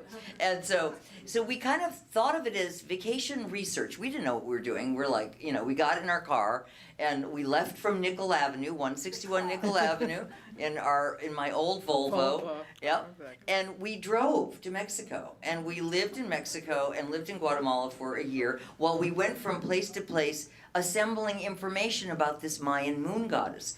And so then when we came back, I started this journal called Lady Unique, Inclination of the Night, because this was the name of this moon goddess. It was one of her names. She had many place names. And Lady Unique, Inclination of the Night was her name as she inclined toward darkness, so the waning moon. So lots of women are in the room. Tippy, Brad, Joanne, Barbara Lee, lots of Gail, who helped, collectively put this journal out from 1976 to 1983. And we even, we not only put it out, we made it. Like we printed it, we did handmade weavings, we did little altars, we made 1,000 altars in the altar sweatshop that we hand affixed to issues of Lady Unique, Inclination of the Night. Many, a lot of really rich work came out of doing this journal in terms of publishing. This was that time when suddenly, there had been nothing, and then all of a sudden, lots of stuff was being published by women. And so we were very much a part of that. And that ritual, so I was always, I could never just leave it be in the I could never leave it be in the word, in the writing. I always wanted to perform it. I always wanted to make it, to make it palpable or sensual or felt in some way. So we did a lot of ritualizing, and we had for many years in that period. Before I left with Nancy, we moved to Austin, Texas in 1977. I went to graduate school. But we had what we called goddess meetings. And we took a goddess for each of our meetings, and we had these meetings like, once every 6 weeks or so. And so it would be Demeter one time, and it'd be, Yemajah. It would be, we just looked at different goddesses across the various pantheons, and we, and we always had a ritual at the end of our meetings. But this was, again, a way that it's impossible to describe unless you were there. The revolutionary way that the veil was coming off the patriarchy, finally. I mean, we're still struggling with that now, but the veil was falling. The scales were off the eyes, and you could see through to a new reality. And, we made that reality. We were part of the making of that reality in New Brunswick, and it was really, really important. And I have a story about the making of one of the journals. I was working for the Targum at the time, and talk about using the patriarchy. Targum was a male, very much dominated production.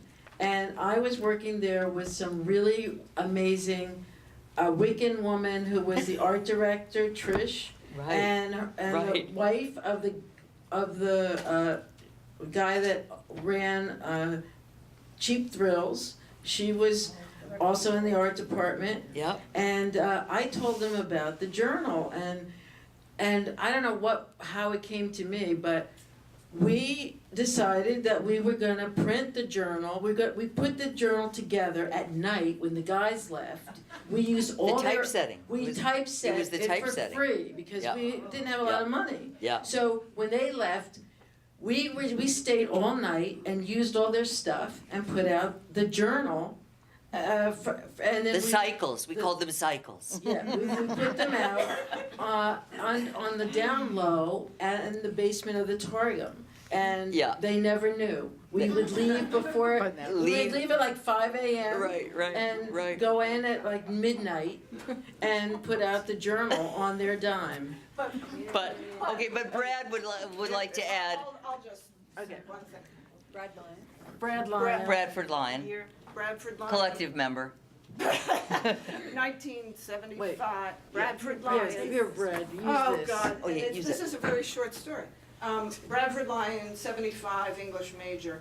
When the journal began, Nancy Dean and I, we had an old typewriter that had proportional type. And so for each line, we would type it, then count how many spaces were left at the end of the line, and then do that for the entire journal, and then go The entire back issue. and add little spaces in between, so it was all right-hand justified. This took forever, as you can imagine, but we were with friends and having a good time. So when Rue came along with this idea, it really. It was a miracle. It was really It was.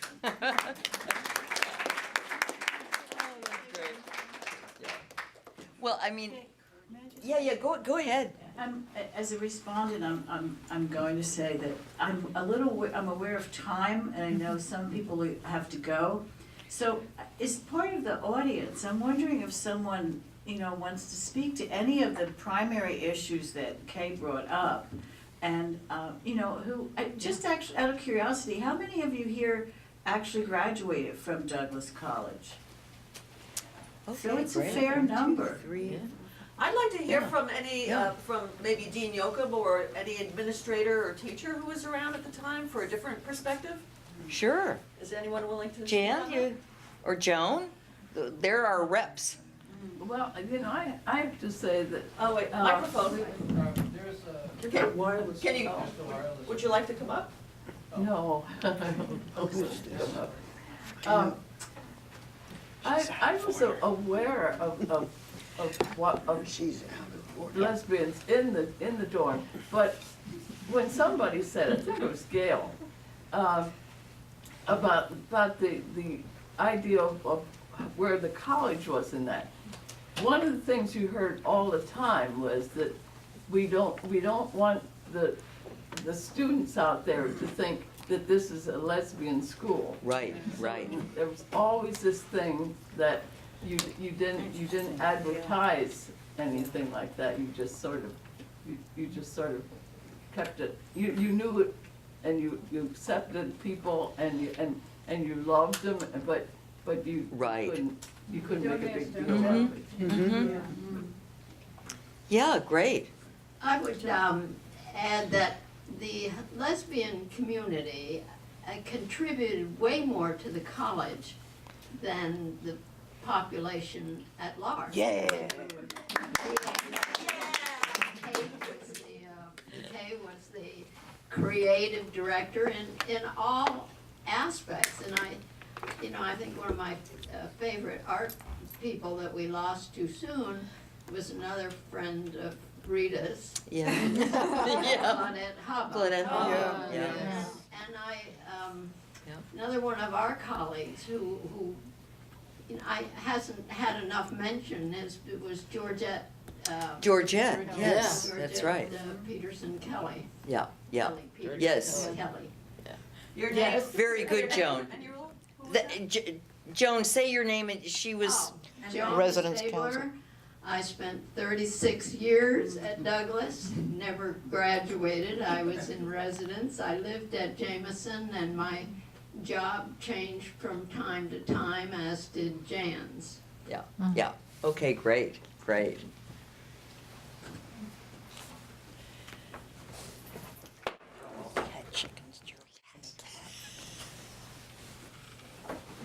Do you have the other mic? Sure, I'd just like to make a comment from the context of both having graduated in '73, but then having come back and worked at the Office of Psychological Services, starting in '77, and becoming a member of the Dean of Students staff. And that I became much more aware of the creative tension, in a way, between, as a student, feeling encouraged to be all I could be. But once you're part of staff, you want the college to appeal to as many students as possible. And Right. there really was, I felt, incredible support. I mean, I think lots of us had very deep relationships, not necessarily sexual, but deep supportive relationships with people on the faculty and staff. And there's a way in which I think we've all been able to make kind of large impressions on the world because of the support we had, both through our education, but also the kind of the social support of faculty and staff, and the deep bonds of community we formed with each other. I think it's hard for people who are younger to imagine that coming out as gay or bi, or even thinking you might be, very often meant a rupture with your family of origin. You know, it was a time where you could still be fired from a job, evicted from an apartment, and really welcome to no longer come home. Disowned. Disowned. I mean, Yeah. that was very real. That was more That was likely part of than not likely. And in many cases, years later, people reconciled with their families. But there's a way in which having the boldness to really form your own identity, it also created a community urgency where we became kin, celebrated holidays together. And I'm glad the world is more open now and there's more acceptable ways to be human and loved. But we had something because of the risk we had to take to step into ourselves. We went on vacation. Very good, yes. For the 10 years after graduating from Douglas, we went on vacations together to Provincetown. I mean, we were all go stay at the cottages, and Right. it was just one of those things Right, that right. you did. It was like a family. Yeah. Before, I know that we're probably gonna shut it down pretty soon, but I wanted Paul and Barbara to talk a little bit about the musical scene that evolved after after a number of us had graduated and has continued to this very day. Want me to start? Yeah, you could start, sure. You probably remember more than I do. That's debatable. One thing I did want to point out, at the time, Douglas was just the right school for me in so many ways. It was the wrong school for me for music, and I didn't realize that when I decided to apply and come to Douglas, in that I was a saxophone player from age 8 to 18. I got to be pretty good, and when I got to Douglas, I went to the music department, and there was no room for saxophone player. They had a symphony, so if I was a symphonic instrument, I could have joined that. And Rutgers at the time was not co-ed, so even though they had marching band, stage band, pep band, symphonic band, I wasn't able to join them. So I went 4 years of just kind of putting that out of my mind, because of course I was coming out and having so much other fun. But when the opportunity came, and again, this is where my memory is hazy, for a band to form of lesbians. And we did know from the New Haven Women's Liberation Band and other lesbian musicians that this was a real possibility if we had enough people to put something together. And our first band was Slip of the Tongue. And I think our first gig was in front of Gramercy Bookstore outside on Church Street, in which we had 2 songs, South Street. What was the other one? I don't think we did that then, no. Did you do Grapevine? Well, whatever, we did 2 songs, but that kind of took it off, and at that point, it was so wonderful for me to finally be back to my horn, to my music, and exploring this whole new way of being a lesbian, of being a member of a band, and traveling with it, and being able to perform in all of my evolutions, all the ways I changed through the years, and still being able to hold on to that as the band evolved with different people and different songs. Change names. Change names, right? So anyway, Paula, what's your memory of it? Oh. Well, I was really. Wait, I gotta take it back because Paula was my idol. Paula just picked up a tenor sax and started learning it, and I just thought she was so good. Oh, Barbara. We did some nice harmonies together, Barbara. Yeah. We did. You know, for me, first joining the oral tradition, I just loved the fact that I could be in a musical project because I enjoyed singing, I enjoyed dancing. We used to do a lot of Motown songs. And the best part for me was, in terms of, as part of my coming out, we used to travel and perform for other women's liberation, you know, groups. We went to, you know, I think we were at, I don't know if we went to Barnard or Sarah Barnard. Lawrence. We, you know, we even did some. Rhode Island. We went to Rhode Island. And then we also we performed at protests in New Brunswick when there was when J&J was trying to take over and actually did. But in terms of the bands, I know I loved the fact that we were a women's band. And as far as our names, Slip of the Tongue, I thought that was so great and so funny. Oral tradition. The oral tradition, and then eventually, you know, we all kind of either created other bands or bands evolved, and we ended up in a band called the Lesbo-Sonic Funk Force, which there was no hiding from. And that was when I was in grad school. I wrote 2 rap songs. This was in the time of early rap, which, you know, you know, you're always coming out, but I was coming out more than ever. And I wrote If I Were Lesbian President. Right. And, which at some point I'd like to do again. Not, yeah. Give us a line or two. Oh, God. Now suddenly my mind is blank. No, I But, certainly wouldn't be hesitant. and then there was, right, if I were lesbian president, I certainly wouldn't be hesitant. I'd do away with atom bombs. My army would be led by Amazons.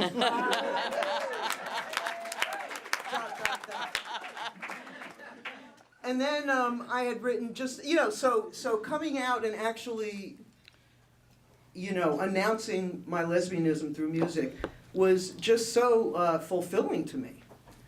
I also remember, well, this really it doesn't have to do with music so much, but I would take some of my grad school friends came to see the Lesbo-Sonic Funk Force, and I just took great pride in pointing out to these women who happened to be straight, look at all the different types of lesbians. She's a lesbian. Can you believe she's a lesbian? Right. But there's another incident that came about that where we were actually attacked as a band, Slip of the Yes. Tongue. We were performing at a benefit at Cook College, which was supposed to, you know, was fighting against tuition hikes.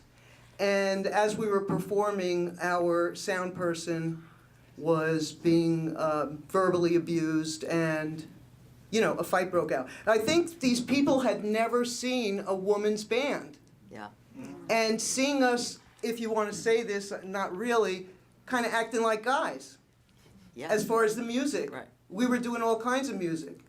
And We were doing the big payback. we did the big, I We were think doing that's the what big did it. When payback they by heard James us, Brown. when they heard us do James Yeah. Brown's The Big And Payback, Joanna that's when the, and Nancy were doing their karate dance. You know, in that song, there's the great line, I don't know karate, but I know crazy. And so they, you know, and we're like, the big payback, the big payback. Yeah. And all these Aggie, you know, these Aggie boys were just going nuts. They were going crazy.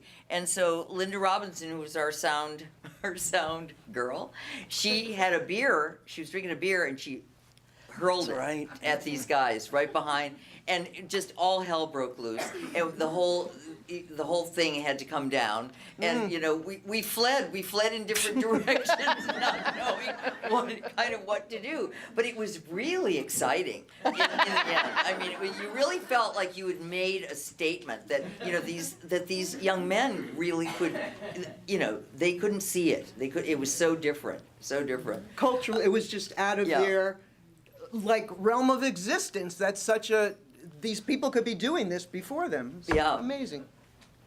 I mean, I wanted to tell one quick story about the oral tradition. The oral tradition kind of came before everything else. It was a party. It was done at a party at Delar Parkway, I'm pretty sure, in 1972. I think it might have been Heather's birthday.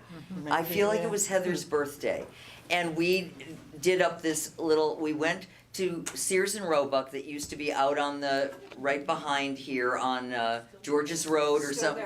Or still, on Ryder's Lane. Well, not We for went to long. that Yeah. Sears, we didn't have any costumes, so we got these awful nightgowns that had a little bit of, you know, a boa around them, you know, and so I was the lead singer, so I had a yellow one, and then Paula and Joanna and Nancy had blue.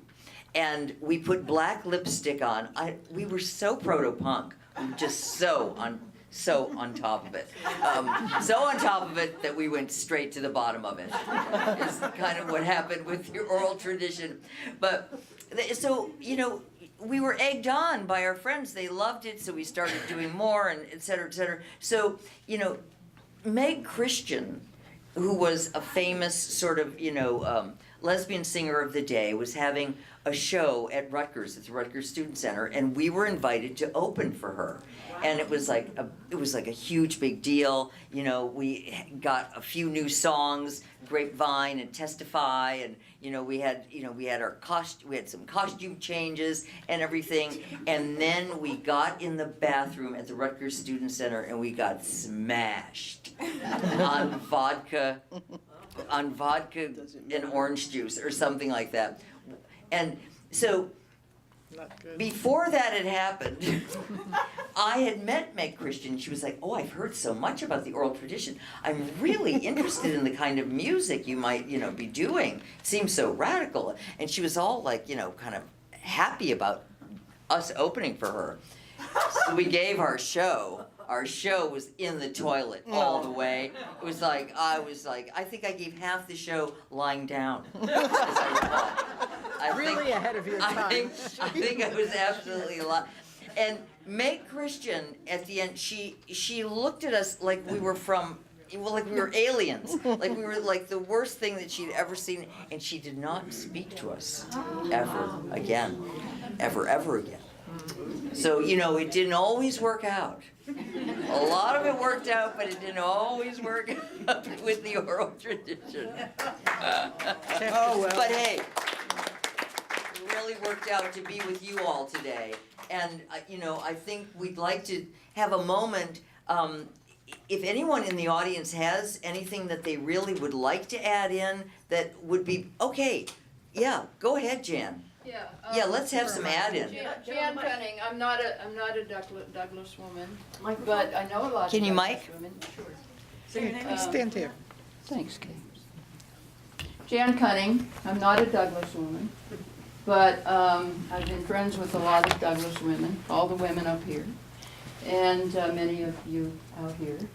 And my introduction to Douglas was the Homophile League, Slip of the Tongue, Oral Traditions. I knew 3 lesbians in my life at that point, 1973. 2 of them were with each other. And then there was me. And I saw in a copy of The Ladder or someplace an ad for the Rutgers Homophile League. And I'm like, okay, I'm by myself, I'm going there. And I did. And I met Barbara Lee. And I met some other people after Barbara Lee. And I have to say that this group of Douglas women, your influence has spread. You know, I wasn't a Douglas woman, but I'm out in the world in a different way. Yeah.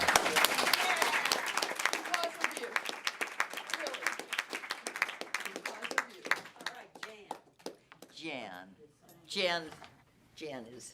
Hey, can I say something? Yes, please do. Hi, I'm Valerie Anderson. I'm the executive director of the Douglas College Alumni Association, and I want to say thank you to everyone that was involved in making this happen tonight. Your stories are stories that need to be heard, need to be told, need to be heard over and over and over again. Thank you very much for sharing that. I'm also very proud. Valerie, thank you for coming. I didn't see you come in. I was going to intro you. No, Yeah. I was late coming. I was coming in from New York, visiting alumni in New York. But I also want to say that I'm also proud and a little disappointed. Proud that in 2014, the Alumni Association created the Affinity Pride Network to recognize women who are LGBT in our community.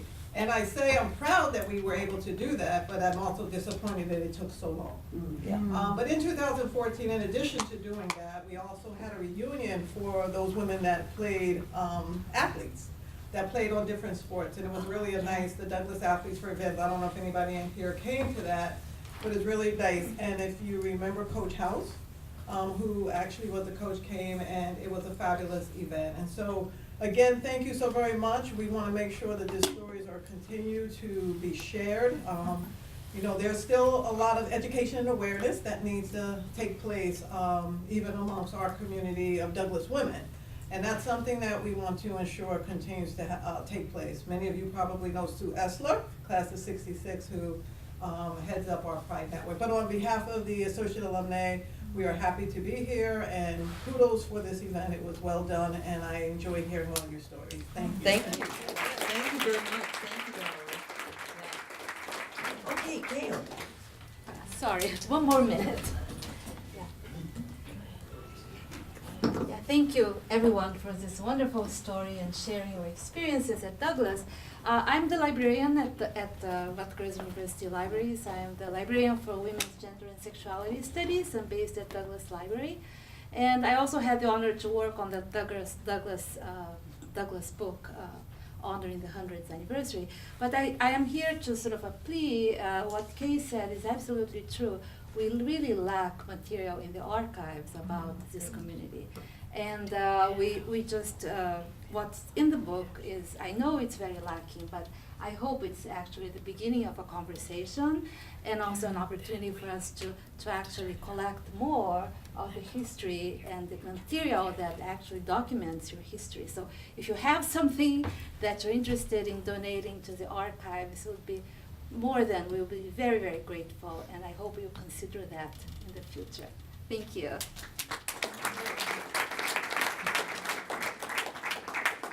All right, is there anybody else? Yeah. Hi, my name is Annetta Kraft, so she harmed actually the director of the Center for Social Justice Education in LGBT communities. And I just wanted to say thank you, and also to let you know that we have over a dozen LGBTQIA student organizations on campus now, one of which is Douglas Community for LGBTQA women. And I think I know some of them are actually here and some of them really wanted to be here, but I think they would really love to meet. Great. Yeah, go ahead, Brad. Yeah, no, go ahead. We've got time. Yeah. Okay. She has a speech. No, I have a little thing here. We've heard many stories here. We've heard many stories here. Out here, there are many, many, many more stories. And we don't have time for that. And frankly, some of those stories are pretty personal, private, but they exist. And they exist in letters and journals and diaries and poems in drawers and attics and basements. Now, and they're very important to fleshing out history. So I'm going to make a little plea here for if any of you still have your journals, et cetera, it's important because those are the documents that were written at the time with all the passion. And the passion led to the actions, and the actions led to revolutions, and it's very important to bring those things together. So I don't know if you know, there is the Lesbian Her Story Archives in New York, and they're the repository for a lot of Lesbiana. And I would urge anyone who's considering donating their stuff, please don't throw it away. Please talk to me first, just don't throw it away. because what'll happen in the future, my fantasy is 300 years from now, because this isn't the end of the world, right? 300 years from now, people are gonna wanna know, what were people like really thinking in their little journals and their little secret Rita Lush crushes and all of that? They're really, and I'm not immune from that. Although, this was my squeeze. Anyway. So all of those things exist. They're very important. If you could think about donating them, what'll happen is researchers then, individually are stuff probably not so important, collectively essential, a gold mine. Because collectively, researchers can then look at trends and thoughts and fashion and learn a lot more about what was happening now. Last thing. We lived at a pretty pivotal time as far as gay liberation is concerned. We also lived at a pivotal time in terms of communication technology. We wrote things down on paper in real time. So those things are really precious. They're not subject to the degradation and preservation problems of electronic media, updating software, et cetera, et cetera. So it's, I keep saying the same thing. It's really important to keep these things. Maybe talk to me later if anyone's interested. Ephemera as evidence. Yeah. Well, I have some sheets on the Lesbian Her Story archives with me, and I can give them to you. They collect, and they collect everything, and they've been in existence since. Remember Amazon Autumn? Yeah. I have stuff from it. In my thing back there, I have stuff from Amazon Autumn, even photos and. The thing that's really good about LHA is that they don't require you to deposit original materials. You can deposit copies there as well. So you can keep the original if you need to. You could also deposit the original at the Mabel Smith Douglas Library if you have a, so there are ways to, because LHA actually, a lot of archives only accept original materials. And so that, that forestalls the ability to sort of spread the stuff around. But LHA is a depository for all lesbians for all manner of their requests to deposit. So wouldn't you want to know what lesbian life was like 500 years ago? Sure. If you could read a journal. So 500 years from now, people are going to want to read journals. Okay. All right. Thank you. Is there anyone else who is all right. Okay. So here's the thing. I think Alma Mater heard our voices, and I'm very happy that we did this today. Thank you, Ed. Thank you for Rhonda, our videographers. Thank you for everyone who came. I would love if you are a Douglas person or a Douglas-related person like Jan Cunning from back in the day to just come up here and we'll have a group picture. And make sure that happens. We had pictures of our panel. I want to thank Paula, Barbara Lee, Adria, Joanne, Gail, Rue for helping put this whole thing together. It doesn't have to be the first and the last. It could be the first of a number of sessions like this to go deeper in this time period, but also, hey, let's look at the 80s. Let's look at the 90s. I, to be perfectly honest, have no idea what was going on in Douglas in the 90s. So, and I just want to invite you all, there is food and wine and drinks right outside. So please, linger, and if you couldn't share your stories publicly, feel free to share them privately. I just wanted to add something. Ed introduced you as a force of nature, so I think your nickname should be Hurricane. All right, and we also have the after party at the Heldridge Hotel, so we can just keep on rolling.